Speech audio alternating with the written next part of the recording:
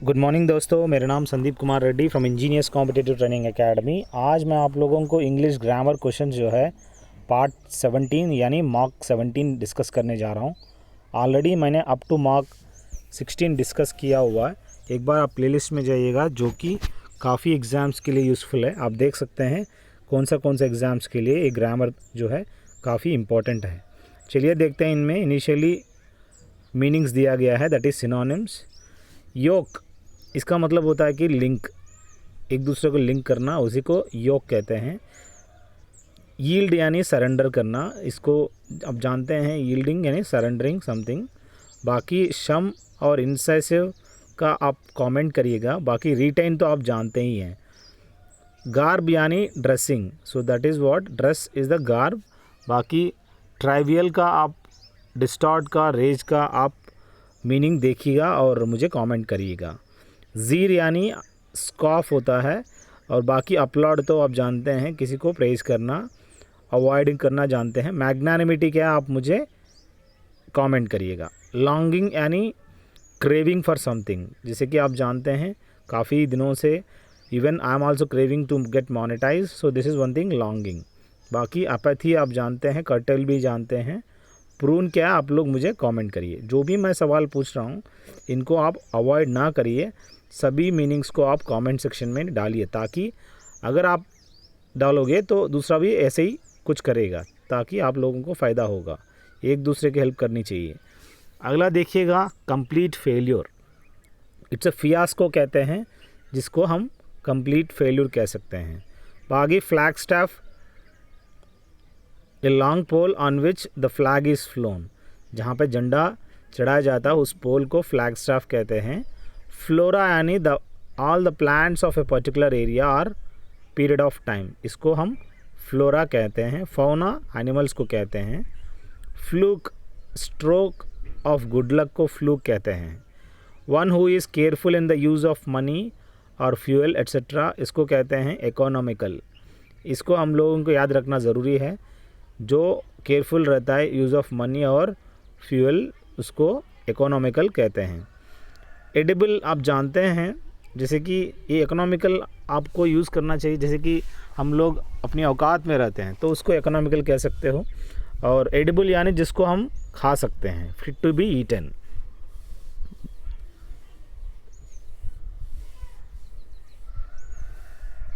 एफिमिनेट यानी a man who is womanish in his habits, उसकी हरकतें लड़कियों की तरह होता है, वो एफिमिनेट है। बाकी फेमिनिस्ट क्या और कौन एग्जाम्पल है पॉलिटिकल, कौन फेमिनिस्ट कहते हैं, और उसका मुझे कमेंट सेक्शन में कमेंट करके बताइएगा। ईगैलिटेरियनिज्म, इसमें क्या है, believe that all people are equal and have the same rights and opportunities, इसको कहते हैं ईगैलिटेरियनिज्म। अगला देखा जाए, डन और ऑब्टेन्ड विदाउट पेमेंट, इसको हम कहते हैं ग्रेशियस।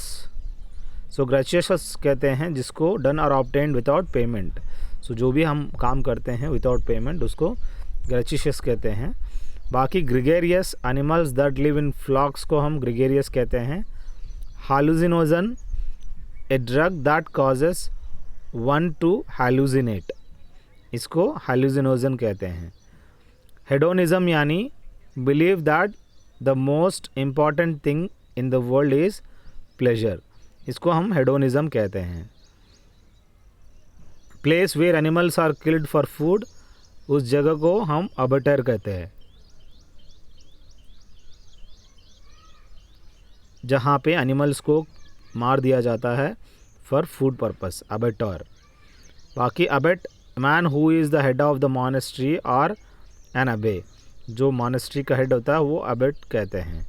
बाकी अब्रिविएशन यानी the short term form of a word और ए फ्रेज, इसको अब्रिविएशन कहते हैं, जैसे कि MLA, member of legislative assembly. Abdication यानी टू फॉर्मली गिव अप को अब्डिकेशन कहते हैं। और माने हम जानते हैं जहाँ पे जो लोग मरण दंड दिया जाता है उनको एक जल्लाद होता है,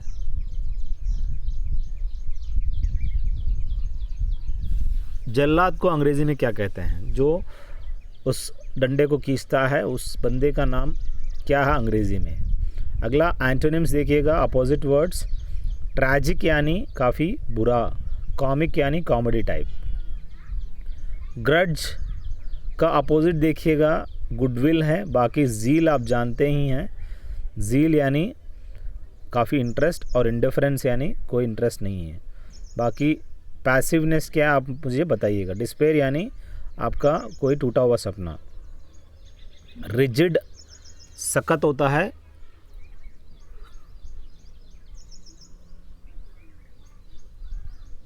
फ्लक्स आप कमेंट करिए। अडॉप्टेबल आप जानते हैं, किसी को अडॉप्ट करना, किसी बंदे को। अडैप्टेबल यानी आप किसी चीज़ को भी आप एडजस्ट हो सकते हो।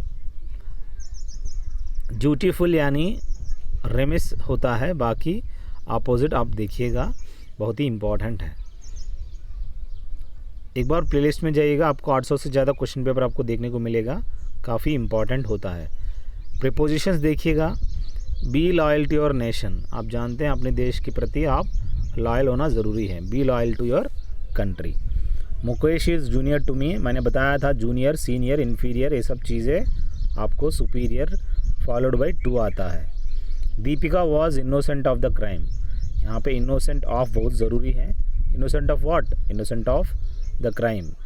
आई am desirous of joining the Indian cricket team. Trust in God and do the right thing, ये यहाँ पे बहुत इंपॉर्टेंट है। Preeti was warned about the danger ahead, किसके बारे में? About danger.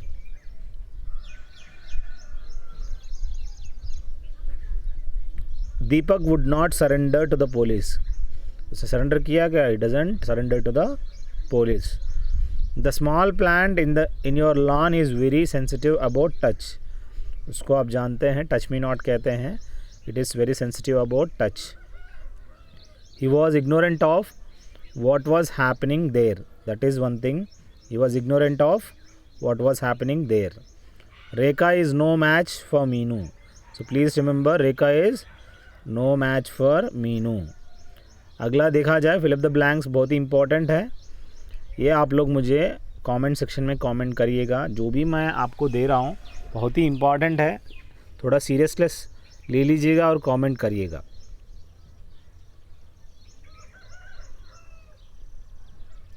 I dash a strange noise, यहाँ पे ऐसा कोई है जैसे कि नो वगैरह है, नहीं दिया, तो प्रेजेंट में है या पास्ट से एक्शन हो रहा है या क्या है ये बताइएगा।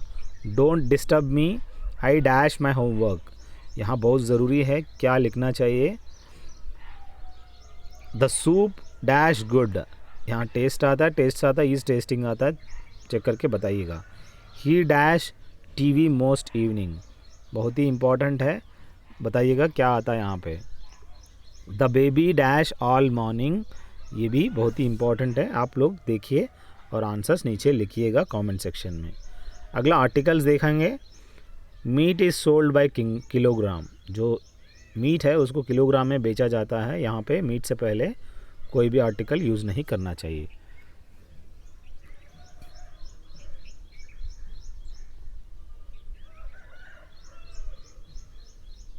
आई hope to be a doctor one day, so to be a doctor यहाँ पे स्पेसिफिकली तो दी डॉक्टर यूज़ नहीं कर सकते हम, क्योंकि वो होप कर रही है कि डॉक्टर बनने के लिए एक दिन।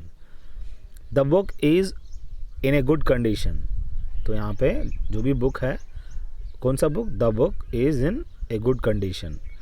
How foolish a plan it is, so यहाँ पे जो भी प्लान है it's a foolish plan it is. He is learning French, यहाँ पे जो भी लैंग्वेजेस होते हैं उससे पहले हम लोगों को कोई भी आर्टिकल यूज़ नहीं करना चाहिए। I can not do such a difficult work, ऐसे डिफ़िकल्ट वर्क मैं नहीं कर सकता हूँ। An ink is a useful article, यहाँ पे यूज़ जो यूज़फुल जो है वह यू का आवाज़ आता है, जैसे कि यूनिवर्सिटी है, यूज़फुल है, यूनियन है, ये सब वाई यू का आवाज़ आता है, इसीलिए हम लोग आर्टिकल ये यूज़ किया जाता है। An ink is a useful article, बहुत ही इंपॉर्टेंट है। नो, यहाँ पे article will be use before the ornaments, मैंने ऑलरेडी बताया हुआ पिछला वीडियो में, gold is a costly metal. The Bible is a holy book, यहाँ पे होली जो आया है उससे पहले आर्टिकल ए आया हुआ है क्योंकि वो इंडेफिनेट है। अगला जो है what a fine idea, what the थोड़ी ना बोलेगा, what a fine idea exclamatory sentence है।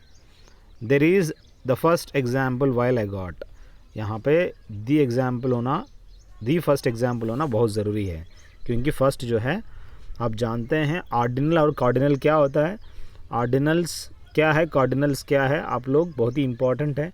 एक नंबरिंग होता है और एक इस तरह का फर्स्ट और लास्ट होता है, दे आर ऑर्डिनल्स। अगला इडियम्स एंड फ्रेजेस देखें तो bark is worse than his bite, कुत्ता भौंकना बहुत ही डेंजर है, than its bite. Threat is worse than the action, जो भी थ्रेट है डेंजर है वो बहुत ख़राब होता है, than the action taken. Throw cautious to the winds to behave recklessly, जैसे कि जो विंड है उसकी प्रति काफ़ी रेकलेस रहना, टू बिहेव रेकलेसली कह सकते हो। बैड ब्लड यानी एनिमिटी, ये बहुत ही बैड ब्लड है, आदमी इंसान है जो काफ़ी हेडेक का इंसान है, एनिमिटी कह सकते हो। टू गेट कोल्ड फीट मतलब to fear is the correct one. Beside the mark मतलब not to that point. On tenterhooks यानी इन सस्पेंस एंड एंग्जाइटी को हम ऑन टेंटर हुक्स कहते हैं।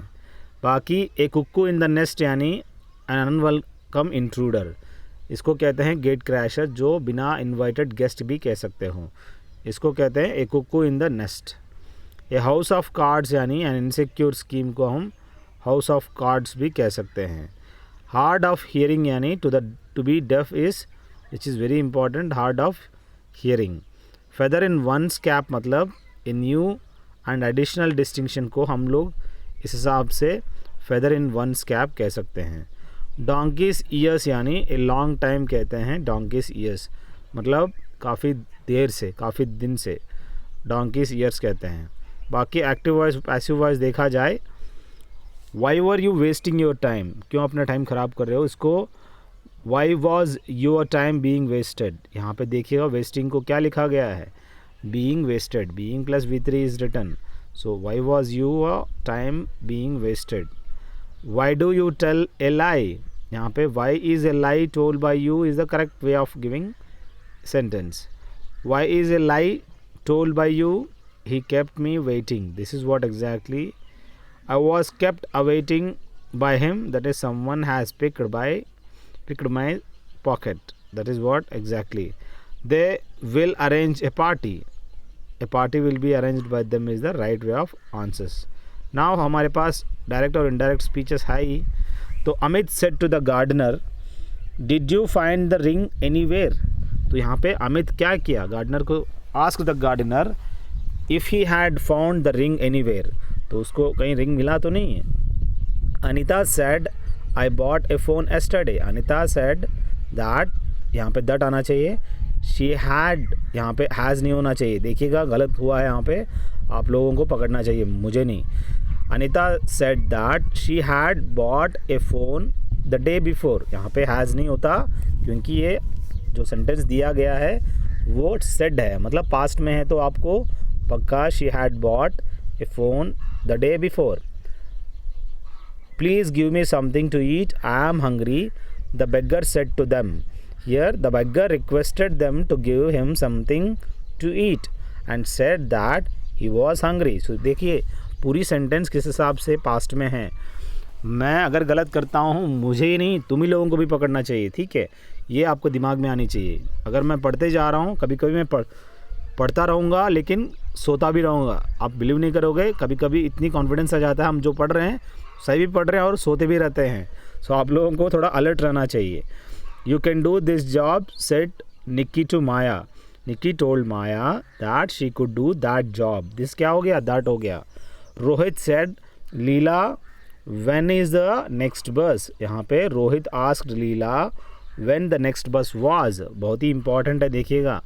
अगला एरर आइडेंटिफिकेशन देखिए, she did nothing but to remove, यहाँ पे देखिएगा क्या निकालना चाहिए, टू करके निकालना चाहिए, टू को निकाल देना चाहिए। She did nothing but talk and laugh, बस बात करती है हंसती है, यहाँ पे she did nothing but talk and laugh is the correct way of sentence, यहाँ पे टू नहीं होना चाहिए।